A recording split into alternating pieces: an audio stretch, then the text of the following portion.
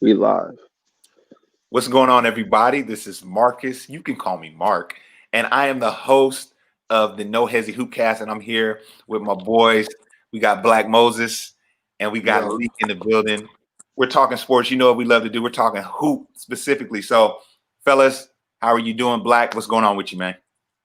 I'm doing well, man. I'm blessed and highly favored, man. It was a busy week personally, but not so much in hoop, seemed like.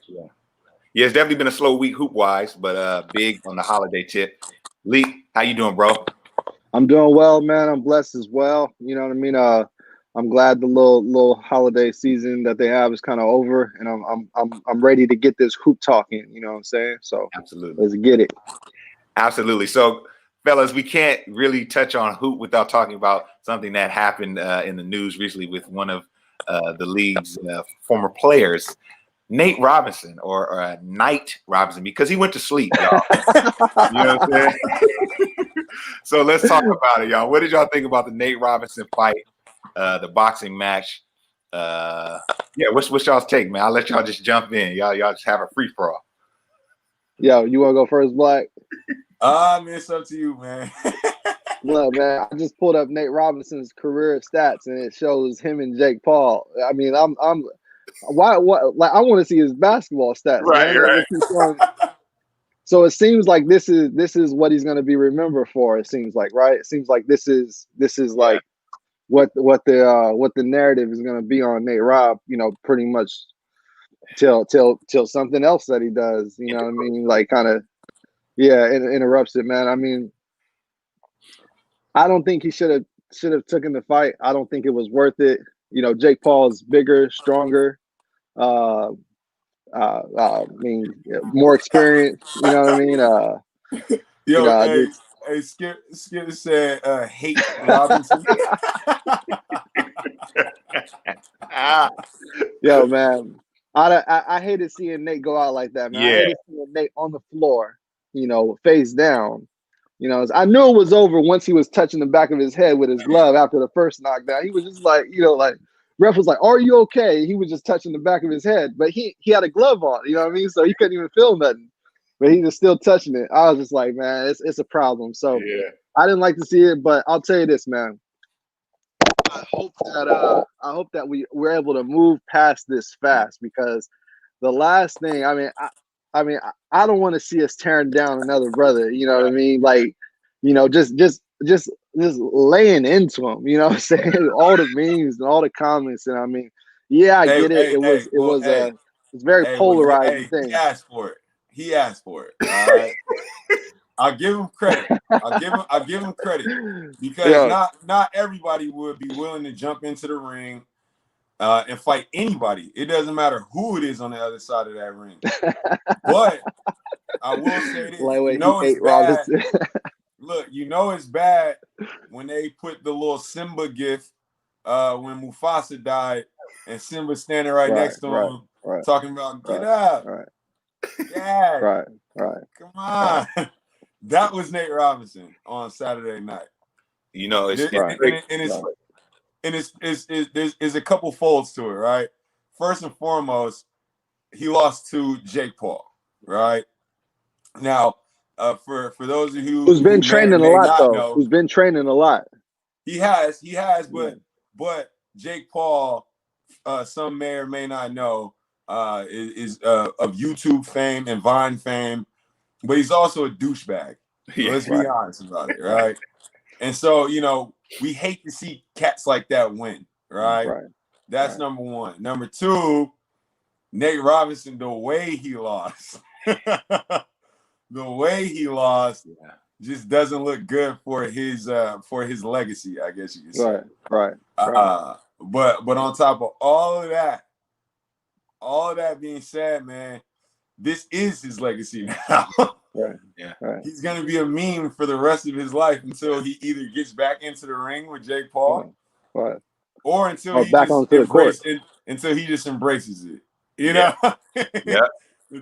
embraces it. So, shout out to Nate Robinson, I guess. Go ahead, Mark. Go ahead. The thing that had me was that I knew he was never going to live it down. That was the biggest thing to me. Not even is he okay? I just knew Black Twitter was going to lay into him, and I felt the worst about that. You know what I mean? Like, yeah, like you yeah, said, and also too, Mark and Leak. This also goes towards the stereotype that hoopers can't fight. Yep. Right. Yep. I mean, we always hear that, and we always see it when they get into these shoving matches on the court. Right. We're always like, "Oh, these dudes don't want it. Come on." Right. You know what I mean? And all the goons said. That. Yeah. All the goons said they say these hoopers can't fight. All the goons said from Marquise and the Morris twins. I've heard them mention it. I've heard Oakley go in about how cats can't fight. Right. Yeah. I mean, I've even heard who is it? I think I even heard Julius Randle say a little something about how cats don't really want it. You know Zach what I mean? Randolph. Zach Randolph. You know, right. There's only a handful of hoopers who we know you don't want smoke with. I know you don't want smoke with James Johnson. You don't want that smoke. Yeah, he's a black belt. Yeah, he's got that mixed martial arts smoke. You know what I mean? Right. Yeah, he's got that instant smoke. Right. It's lightweight calm on the outside. That liquid smoke. That's liquid smoke right there. Hey, don't he got black? He got that black ice smoke. Don't he got a little black ice up there too?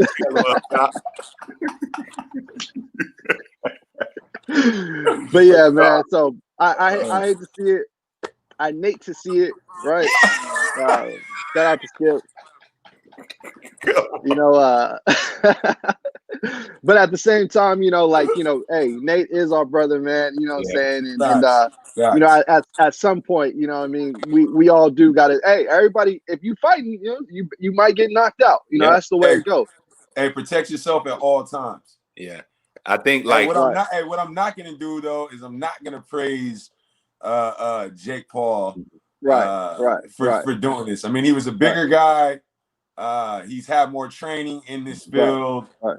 And again, like I said, he's a douchebag. You know what I mean? I'll say this though. It does hurt.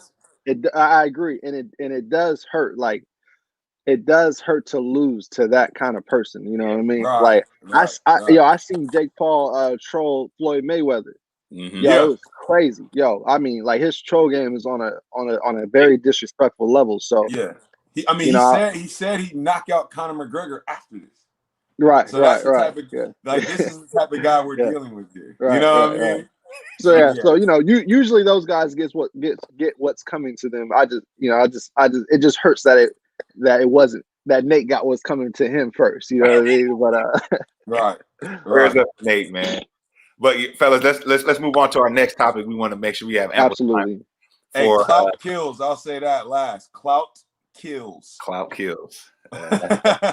Word right there. Yeah. So let's get into the max contracts, man. We're seeing the class of 2017, also you know, some people from 2016 getting their money. So let's go comb through these contracts, and I want you guys to tell me, was the money worth it or was it not worth it for this particular player? So we're gonna start with number one. The highest paid contract went to Jason Tatum, right? And he has a 5-year deal worth $195 million. Was it worth it? Black. You said $195 million 5 years? Yes, sir. I say so. I mean, he for what the Celtics have built up to this point, he's been the shining point, right? He's been the best player on that newly realized young core, and also what he means in regards to the league itself and where the league is going. You want to lock that guy in. You know what I mean? You want to make sure that guy is a solidified piece on your roster, and you want to build around that. And so I think, you know, it was wise for Danny Ainge to jump on that now and just make sure that, if nothing else, we've got our all-star, you know, signed and ready to go. And it's up to us to now build a team around him. So I like that move from the Celtics for sure. Yeah. What do you think about that move? I like the move. I feel like, I mean, they're pretty much in a position where, you know, you got to do that. And I think he's you know, done what he needs to do to get that as well. So I like the move. I think Jason Tatum is an exceptional shot creator, an exceptional wing player. His defense is pretty good too. I mean, we've seen him on this path for a while because, remember his rookie season when they were in the playoffs. I believe he dunked on LeBron James, right? Right. Yeah, he had did. an amazing playoff, man. That was a great series. Yeah, for him. Period. I believe he baptized LeBron James, right? Right. He did. Okay. So yeah. So based off of that, I mean, and also he, Kyrie Irving couldn't manage to rip the team from Tatum's hands either, right? Being an ex-champion. So I think Tatum's been on this trajectory. I do want to touch on this big baby Glenn Davis has had some words to say about Jason Tatum's game. I'm not sure if you guys came across this. He was kind of going back and forth with Drew Hanlon Drew Handler. Hey, first and foremost, Leak, I just want to say, and there's no disrespect, I'm definitely not checking for Glenn Baby Davis's case. Okay. But go ahead. Yeah. Okay. No, that's fair enough. Fair enough. Fair enough. So I saw Glenn Baby. Drew Hanlon was posting some clips on Jason Tatum doing his step back combos. All these katas these young dudes got these days. You know what I mean? They all this illegal tech basically, right? With the side step left and all that. Right. This is from Big Baby. The little hacks. Right, exactly, right. Keys. Right. So stuff that might or might not get called, right? So Drew, Glenn Baby, I'm gonna quote him. Drew, that S gotta stop. Too many moves plus the bad shot selection. Simple moves, easier shot selection. He has to find the rim faster in those moves. He has to get his eyes up and locate the rim and more game-like reps, learn angles, use his frame more and make it simple plus reps, learning to use angles, shooting. Yeah, him and Drew Hanlon were going back and forth, but overall, there was some interesting things said about Jason Tatum's shot selection. Basically, these new age, sidestep chuckers, you know what I mean? Right, and the reason why he's able to do that is because he is the best player on the team. Right. Now, is Jason Tatum a leader, like Skip is saying? Because those shots do make other guys not necessarily want to play with you. You know what I mean? Right. So hey, I'll tell you this. Shot selection, let's be honest. I'll answer that for you. Shot selection needs to be reined in. That's a fact. Right, because he has been known to take ill-advised shots where there could be better plays made for a teammate. So I definitely agree there with Big Baby on that. But at the same time, it's like, nigga, Big Baby, you're not like, who gives you the right in the platform to comment on all-star work? You know what I mean? Jason Tatum is an all-star. You know what I mean? Glenn Baby Davis, you want to chip on the back of goats. Yeah. So, like, I don't think that gives you the right to comment on his training regimen when you can't put a turkey leg on. Right? Baby Davis. Hey. Look, his man. Name look, is Big but Baby Davis. Look, you know what I'm saying? Hey, is Big Baby wrong though? He has some point. To that, I'll say, I mean, it's you see these guys doing these moves. There's a lot of moving parts to it, but I think what it's doing is just creating what do you call that? A bag.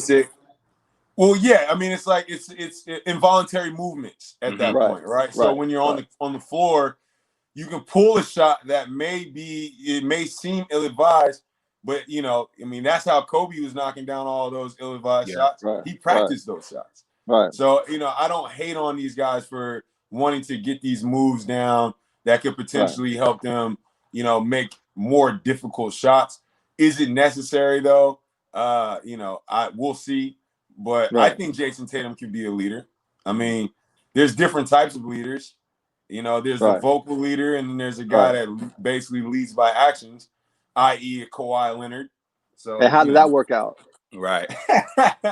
well, fellas, let's talk about a gentleman that let's talk about a gentleman that may be leading both with actions and words. What do you guys think about the number 2 largest transaction, which was Donovan Mitchell, 5 years, 195? What do you guys think about him? Is he a leader? I like Don. I think Don has all the makings of a leader. I definitely think so. He's the type who's gonna take the blame, not gonna put it on his teammates. He's the type who wants to take the last shot. I don't like how that bubble ended though. Right? Yeah. You got the last play on the bubble where he gave up on the play. He gave up on the play, and Mike Conley got the shot. Right? You know what I mean? So I didn't like that, but overall, I think Donovan's he's shown leadership skills. He's been amazing on the court. It's been the best thing for Utah since the mailman. Yeah, right, absolutely. So I like Donovan Mitchell. I think he's worthy of every dollar and every cent that he's got to that organization. Yeah. Well, it's nuanced, right? Because you guys are correct. He's the best thing that's happened to the franchise. And his position on that team is similar to Jason Tatum's. So the market says that he's worth that. But I also see there's moments where he gets, he wants to be more than an athlete. Let's just, let's just be clear about that. There are other things working in the background for Spider Mitchell, which I'm saving that narrative for a later time. But that being said, I feel like as much as it was necessary for them to do that, it's also necessary for us to look at the team around him and see how well it's built for the future now that you've given him this much bread. And I just personally feel like they're going to be a perennial 4, 5, 6 team. So it's like, you gave him this bread. He's locked into this contract. Now, what are you going to do with it? You know what I mean? Yeah. Is this to win, or is this just to lock him in so that you don't lose a star? Right. And that's where I'm at with Utah's signing of Donovan Mitchell or Mitchell. Right. Got you, man. So now there was another big deal that jumped off. We have, someone from hometown, right? We got De'Aaron Fox, the Sacramento Kings. He has a $163 million contract. The years on that one, fellas, help me with that. Was it 5 year or was that a 4 year? It looks like it was a 5 year. 5 year deal, $163 million. What do you guys think about that? Man, the Kings fans have been coming for my head top, man. They've been coming for my head top because they don't like my take. I feel like out of all of these guys that we're going to speak on, that he's achieved the least. Yeah. And that's no knock on D Fox. But these guys that we're speaking on are all-stars already. They're not potential all-stars. Go ahead, Mark. Like, not to cut you off, I just did want to clarify. I think Leak was going to help me out. It's 163 to potentially 196 million. Over 4 years. Over 4 years as well. Yeah. So thank you for that, Leak. Absolutely. Go ahead, Black. Sorry to cut you off. No, you're good. I was just bloviating. I want to hear this though. No, but my point is that yes, De'Aaron Fox has as much potential as these guys, if not more, right? Mm-hmm. But I also feel like these guys have already shown this. These guys have earned this re-signing as opposed to D Fox, who still needs to show that he can play at a high level consistently. Mm-hmm. So I feel like personally, as much as I understand the signing, they had to lock this guy in. And I mean, that's a problem that the Kings have found themselves in several times the past 15 and 20 years. But I think the signing was a year too early. It was a little too early, in my opinion. But I mean, it is what it is. This is the position that they find themselves in. They lightweight had to do this, but I think they signed him on potential and not what he's already shown he can do on a consistent basis. Yeah, I agree with a lot of that. So I gotta push Black a little, right? I think I'm here for that. he when I look at his stats, you know what I mean? Yeah, he has achieved less than the other guys on that list. Only because he hasn't been in the playoffs, right? And then he also doesn't have an actual like hardware accolade. You know what I mean? Like Brandon Ingram hasn't been in the playoffs either, which we will get to. But Ingram got most improved, and he's been an all-star. So that's kind of where that is with that. But I'm looking at his stats. I see that in his career he went from first year 11 points per game and 4 assists per game. Second year 17 points a game, 7 assists per game, and then third year 21 points a game, 7 assists per game as well. Yeah, the free throw shooting 70%. I know you guys don't like that, and I don't like it either. But I mean, hell, some guys shoot 50% from the line. So I mean, you know, I mean, I don't really want to nitpick on that. Plus, he hasn't really played in important games to necessarily have those free throws even necessarily really mean something. But I think this is a great deal. I think the Kings needed to lock him down. You know, the other player that they got that has a lot of problems, Buddy Hield, he's been showing a lot of disgruntledness over the past couple weeks. So I think with them locking down De'Aaron Fox, it's just them, you know, basically hugging on to him and saying, look, we're going to go as far as you take us. Everything here is for you. And I think that's the right move because the boy is one of the fastest players in the league. He's incredible in transition. His shot's getting better, more confident, and people like playing with him. I think he's just been the victim of how would I say, you know, a poor franchise basically. Franchise. You know what I mean? Yeah, I think he's been the victim of that. One more point, Mark. Go ahead, Mark. And Leak, you're absolutely right. It's something that they had to do, and I don't disagree with that at all. But last two things I'll say are they absolutely have to build around him now at this point. They were kind of pussyfooting around that the last couple seasons because they had Bogey, who is also young and showed promise, and because they had Buddy, but they have to build around him now. I mean, that's just facts.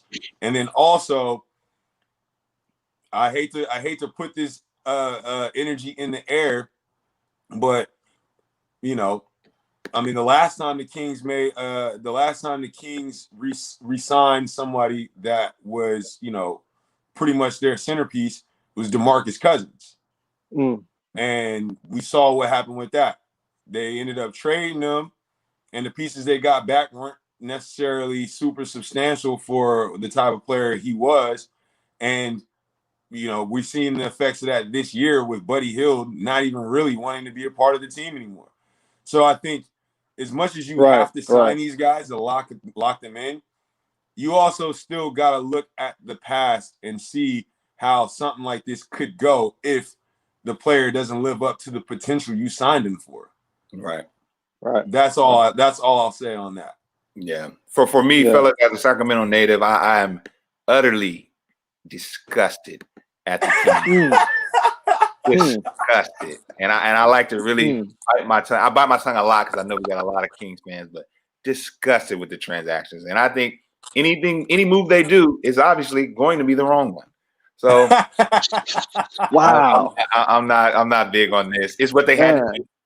But I'm not looking for much from the Kings. But moving on, we're gonna go to. Oh, no, Black, you are corrected. Black, you are corrected. Kings traded DMC before they had to max him out. So okay. So okay. yeah.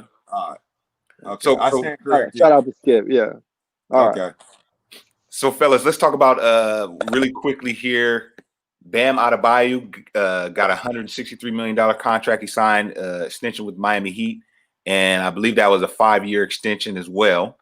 Yes, it was. So what do you guys think on that on Bam? Are you big on Bam? I'm huge on Bam. I think the future of the NBA looks like him, where you're 6'9", you can guard 1 through 5, you can face up a little bit, you can back down a little bit, you're bored like a beast. Pretty much at every positionless basketball, right? Also, he showed up big in the playoffs as well. Although the finals, it looked different for him. I think that's something that he's gonna have to grow from and learn from and get better from. But I think you got to resign. You got to give him that. If everybody else is getting this contract, he deserves that contract for sure. Lee? No cap. I'm with that one all the way. Yeah. I definitely don't think that Bam puts up the craziest numbers, obviously, right? You know what I mean? But, every team would be salivating to get a player like that. Yes. You know what I mean? He is he kind of performs a couple roles in one, but the main role that he performs, which every team needs, is a brawn body, right? Mm-hmm. You have to have a brawn body on your squad.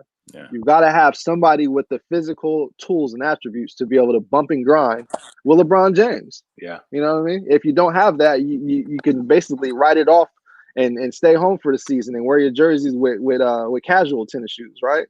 You don't need to put on hoop shorts. You don't need to get on the court. So I definitely think that they had to lock him down and when you get a Braun body, you also have a Kawhi body or a Giannis body, right? Yeah. Or a KD body, right? Potentially a KD body as well. That's right, absolutely. So Braun bodies are very necessary. The Miami Heat have one, and they might have drafted another one on the low too, but they got one for sure. And Bam Adebayo, so I like that signing a lot. Absolutely. So moving right along, fellas, Brandon Ingram got paid. He got broke off $158 million for a 5-year deal with no player option. What do you think about that deal? And was it a good move for both parties? I'm curious as to why they didn't give him the player option. I mean, I know why the team wouldn't want to give him the player option, but I'm curious as to why he would sign that without solidifying some type of option. Right. That money. Being said, say it again. I said, or even bigger money. You know what I mean? Right. I mean, maybe this was the best offer available for him. I don't know. But I do like. I mean, I wasn't huge on Brandon Ingram when he came into the league. League knows this. We could go back to the No Hesi tapes to see a lot of that. We could go back and watch the hatred. Right. I thought that the Lakers were giving him the keys when he hadn't necessarily proven that to me yet. Obviously as a Laker fan, I look at it differently. But that being said, I think he's progressed every year he's been in the league. He's gotten more comfortable and confident. And I think it took him leaving a Bron-led team where, Bron was trying to relegate him to a catch and shoot, right? Right. And we realized that Brandon Ingram is much better with the ball in his hands and kind of needs to have some of that freedom to decide whether or not he wants to score or whether or not he wants to allow somebody to play on the ball. So I think all that being said, he hasn't shown any signs of decline. You know what I mean? So I think this was a good deal for him, and I'm happy for him that he's found a home in New Orleans, at least for now. Leak, what you think? I think I like this deal a lot. Now, like Black said earlier, some questions do arise up from the way that the contract is situated. I look at this more like a value max, right? He doesn't have the option. The number is not as high as the other player. It's more like they got a max on him. More like he got the max, but Pell's got a value at the same time. But when you look at the stats that kind of jumped up, you do see why he deserves it. 3-point shooting went from 33% to 39%, shooting 6 of them a game. His 2-point percentage, field goal percentage, 50%. So that's amazing. And he's averaging 24 points per game. Even had 4 assists per game. So with the shooting and the numbers that he put up and being most improved player, I mean that really solidified him getting as much money as they had to give basically. So let's be honest and call it what it is. I mean, the projections were true. He's looking like baby KD out there. Yeah, absolutely. Like a more simplified version of what KD has been able to do at that size and length. So I feel like you gotta. He's a weapon that you would want to have on your team moving forward. You know what I mean? Yeah. Right. Also, he did have that the blood clot issues. Hey, to be able to bounce back from that, that says a lot because remember, C. Bosch, he actually had to retire off of his, He had right? an 86th career after He that. had 86th career. So shout out to B.I. I mean, look, from potentially not being in the league anymore, not playing anymore, to getting a max contract. You know what I'm saying? I would say that's a big salute to him and his family and the people that's over there working with him. Absolutely. Yeah, absolutely. So now, fellas, do we still want to push through? I see where we're at time wise. Do we want to push through this last? Go ahead and push through this last topic. Yeah, let's push through it. Let's push through it. Let's push through it. Yeah. Yeah. Okay. So I promise not to obviate. I promise not to obviate. All right. Okay.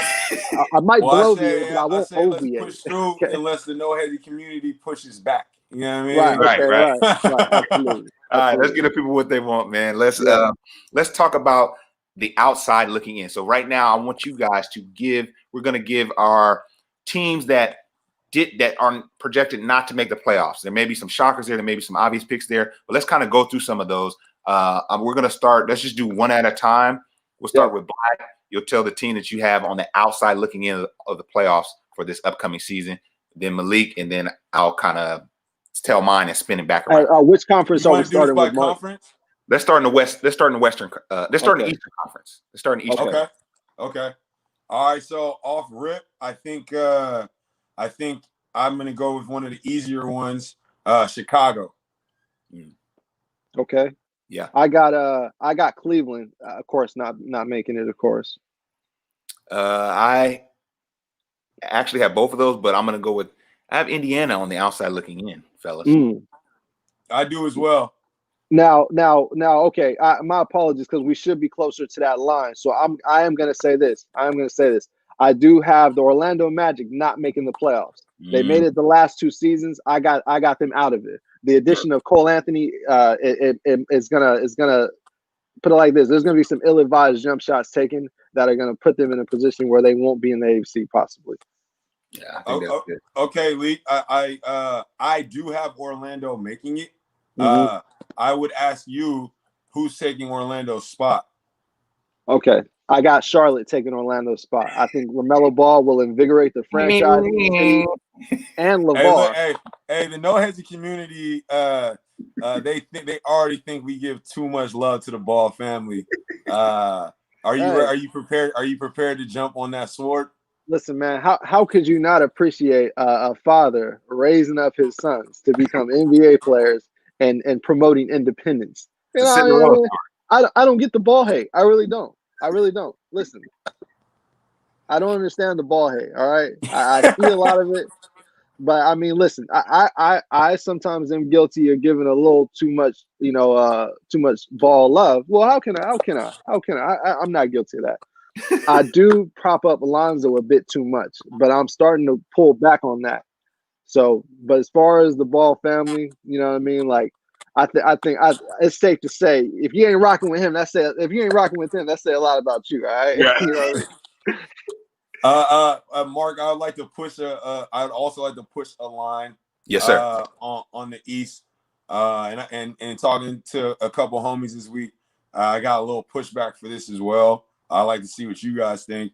I got Washington not making it, man. Even with a healthy John Wall. I got them on the outside looking in. I will push back on that, D. I actually have Washington bumping Orlando this year because of John Wall. I think he has something to prove. I think him and Bradley Beal, if there's no movement with those two, I think those two together will get them at least to the 8th seed. I mean, we're talking about the East here. I mean, I personally, and this is a No Hesi prediction. I don't think John Wall will be on the team come deadline. And I also, and that being said, I also don't see Brad Beal being there either. Wow, man. Okay. Hey, listen, they got a new timeline. Okay, now look. Now Skip just said last time we counted John Wall out, he puts his team into the second round with a broken hand. Listen, John Wall is a player when healthy. He is a 20-10 guy when healthy. So, I'm looking forward to seeing, him prove a lot of people wrong, including me, because I don't got him in the playoffs either. But yeah, I'm looking forward to seeing John Wall prove some people wrong. So I like that pick, Mark. All right. So do we have any other East outside looking in, or are we ready to move on to the West? I mean, do we need to talk about the Knicks? Nah, they're on the outside of the league looking in. I will say this though. I will say this because I know the pushback is coming. Indiana. I think there's going to be some people that are going to have some hate for us on leaving them out of the playoffs. Yeah, they're out. Yeah, I agree. I mean, they still have Oladipo, they still got Miles Turner, and they still got PJ Tucker. I feel like Nate McMillan was the piece that kept everything together, and now that he's gone, I'm gone. Yeah, I left when he left. Absolutely. Yeah. Right. So let's move to the West, guys. This is where it gets a little sexier here with some of these people outside looking in. Black, we'll start with you, and we'll go counterclockwise. I think I'm gonna get the obvious teams out of the way.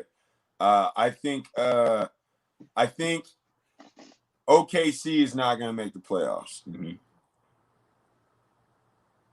Lee? I mean, I can't argue with that. We know that the Sacramento Kings aren't making the playoffs. Yeah, I agree with both. No cap. Yeah, that's no cap, right? No cap. Hey, I'd even go as far as to say those are probably the two worst teams on the West right now. Absolutely. That's what I was kind of doing with you. I was doing a little dance with you. Yeah. So, throwing out the worst. I agree with that, fellas. Hey, no subtleties here on No Hesi. Yeah. Well, I'm not one for foreplay. I'm gonna stick it all the way in. I have Utah out. Wow. Utah out this year. Wow. I'm bringing in a barrage of teams, but I have Phoenix coming in along with a few others, and we'll get into that later. But I have Utah not making the cut this year. Hey, I'm shocked. Yeah, I'm definitely shocked on that. Black, you got another squad not making it. Black, who else is on the fringe? Who's on that cusp with you? Well, since we're going into the shock takes, I have Golden State out. Man, y'all disrespectful, man. Y'all disrespectful, man. Look, they lost Klay Thompson, who is a major piece for their team. Absolutely. They did add Kelly Oubre. Hey, we got 5 viewers too. 4 viewers. I want to shout out to the viewers and make sure you subscribe because I love to see that in here, and leave a comment too. Drop a comment if you can. But yeah, let's go. Hey, look, and I know a lot of bandwagon Golden State Warriors fans they're gonna want to come for my head top. That's why they're in here. They heard that Golden State take. They came in, which is fine. Right. Which is fine. But I want them to tell me. Hey, Lee, can you put the camera on me real quick? Yeah. I want them to tell me, when have they ever seen a situation where Steph Curry was asked to basically put a team on his back and not get hurt? That's the key. I'll just leave it at that. We're expecting Steph Curry to put this team on his back and not get injured at some point this year. Yeah. And I wish injuries on no player, but that's asking a lot. Yeah. And we're also asking Andrew Wiggins to actually care about basketball. Right. Yeah. What you think, Lick, about that one, man? Or I think it's disrespectful. I think it's highly disrespectful. I think it's obnoxious, atrocious. I think it's blasphemous, borderline. I think there's a lot of hatred going on for specifically for Steph Curry. All right. Hey, the Golden Hate Warriors. Yeah. Listen, I love, and Kurt, we will make you a mod. That's a great suggestion, and we will take care of that. Now I listen, man, I love Klay Thompson. I think he's an incredible player, the best two-way guard in the league. Best two-way. He'll clamp down on anybody. They lost him. That's a big L. That's a big loss. But listen, we're talking about the 2-time MVP, one-time unanimous MVP. We're talking about the best three-point shooter to ever play the game. We're talking about the purest release to ever touch a basketball. So I definitely got them making the playoffs, whether it be in the 8th seed, 7th seed, or 6th seed. Hell, they might even touch the 5th seed. Mm-hmm. I don't think they'll get home court without Clay, but I definitely got to make in the playoffs. And I think Blackmo is extremely disrespectful for that. You don't want to make an enemy out of me. Yeah.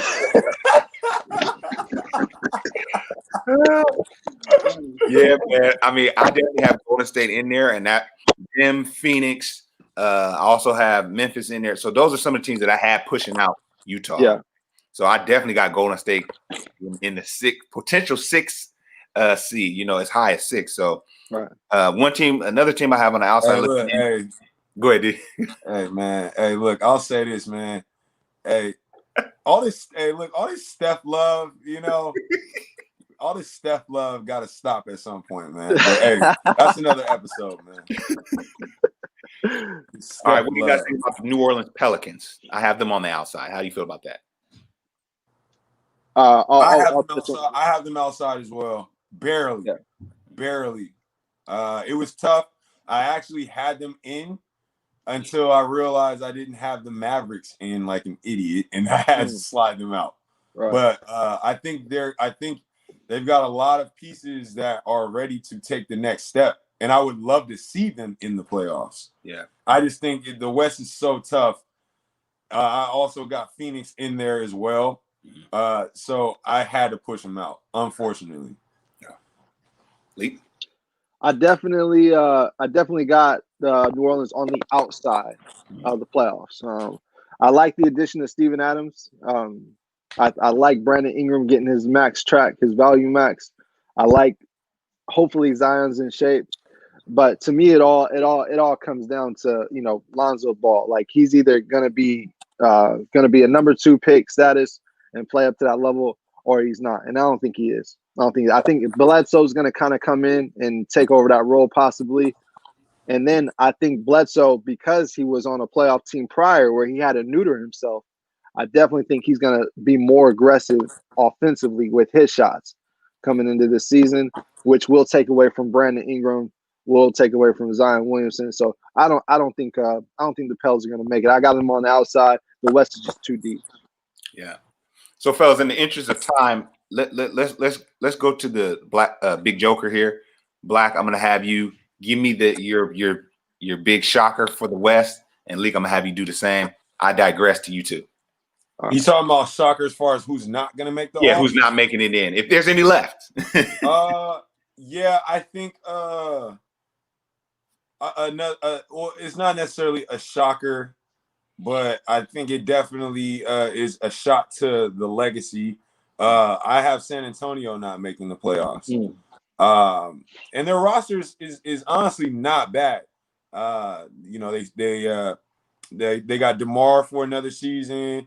They got LA, at least for now, as far as we know, he's going to be there. They got a good young core with DeJounte Murray. Right. They got Lonnie Walker. They re-signed Pirtle as well, who is a good young player. Yeah. I think they lost Bryn Forbes. I think they lost him. He went somewhere else. Okay. But that being said, I mean, I think they're a good team. I just think the West is so tough. It's hard for me to put them into the playoffs, and it's right. A shocker because this is. I don't think I've seen 2 years in a row where San Antonio doesn't make the playoffs. I think they made it 17 seasons straight prior to last season. 17 seasons straight. So I mean, this just looks like it's looking like the last hurrah for Pop as well, which is sad because I think he's been a coach since I've been a fan of basketball for the Spurs. So it's just looking like the end of an era, I guess you could say, for not only the West but for the NBA to have San Antonio in the mix of things. Right. But that's my pick. Okay. So I agree with that. I think that's a great shocker due to the roster that they have with those two, past All-Stars. I think that is a pretty shocker. I'm going to go a little different direction with my shocker. I'm going to go with the Minnesota Timberwolves. They ain't been in the playoffs the last 2 seasons, so I know a lot of people are like, how is that a shocker? You know what I mean? But when you look at the acquisition of D'Angelo Russell, who is an All-Star, You look at the level of Karl Anthony Towns, who is also an all-star, and his numbers have been tremendous. And you look at them having the number 1 pick, right? All these things. This is a lot of strong momentum that they have going for them. But they made a mistake. They did. They should have picked LaMelo Ball.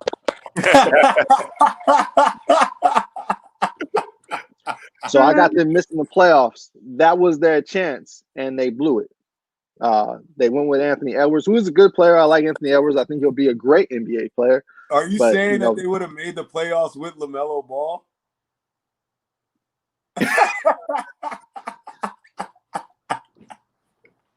Listen, man. I guess we'll never know. Hey, look, the No Hesi community is coming for your head top this year. You're putting a target on your back. Just know that. Hey, I always keep a ball around me. You know what I mean? I'm like LeVar. I stay with at least one ball on me. All right? Nah, but that's my shocker though. It would be them. I got them out. Okay. Well, fellas, man, I really enjoyed this episode, and if you know we're happy with where we're at, I'm gonna give it to you guys just to give us a little closeout, address the community, and we're gonna sign off. Black, any last words? Hey, man, we building, man. We building. We're trying to stay consistent. We're trying to keep these narratives coming so you guys can either roast our takes or look back on them and say, hey, you were on top of that early. So we appreciate all the viewers that we got, all the subs that we got, and just keep watching this, man. Stay in those comments too. Absolutely. Lee? Hey man, like Black said, we're building, we creating the momentum. I'm gonna start engaging on Twitter because I want to keep the momentum up during the week. So I'm gonna start engaging and trying to find ways to lure these No Hesi haters and lovers in, right? So we can try to start engaging a little more. But I appreciate all y'all for tuning in. The people that enjoy the show, the people that don't. I don't think there's anybody that doesn't enjoy the show at this point. Give them your Twitter, Lee. Yes, it's man. See, I gotta even go find that. What is this joint? Right. Look how I'm going to engage, right? And I don't even look. All right. Now let's see. So the handle is Leakomania, LEEK, the number 0 MANIA, Leakomania. So I'll be on there going back and forth with y'all. Black, I'll be seeing you on there. Hey, we about to run that gambit, all right? You know what I'm saying? We're about to run that No Hesi gambit on these cats. But I appreciate everybody for tuning in, and thanks for watching the show. And I appreciate you two brothers for coming on live and getting this hoop talk in. Absolutely. So everyone, like the fella said, make sure to share this video, share this with your people, subscribe, like, all of that good stuff. And we're gonna see you next Monday. Every Monday we'll be here talking No Hesi hoops. Till next time, this is Mark. Peace.